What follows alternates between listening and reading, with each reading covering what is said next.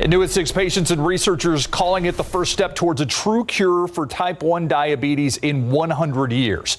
A recent clinical trial using stem cells allowed patients to survive without insulin injections.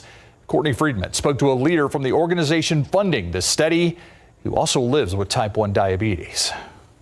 Alan Lowry was diagnosed with type 1 diabetes when he was 6, a year after his twin brother. It's an autoimmune disease where my immune system thinks that my pancreas is something bad, so it attacks it, and now it doesn't produce insulin anymore. So he has to inject it through syringes or an insulin pump. I'm like one miscalculation away from a really serious emergency. Cells don't have the energy they need to function, your organs start turning off, your brain, your lungs, your heart. In 2015, he became a board member at JDRF, a national nonprofit funding research for type 1 diabetes and offering a support system for patients and their families. Recently, JDRF helped fund a clinical study using stem cells that they call the biggest advancement for type 1 diabetes in 100 years, since the very first insulin injection treatment. It took donated stem cells and it injected them into someone's body.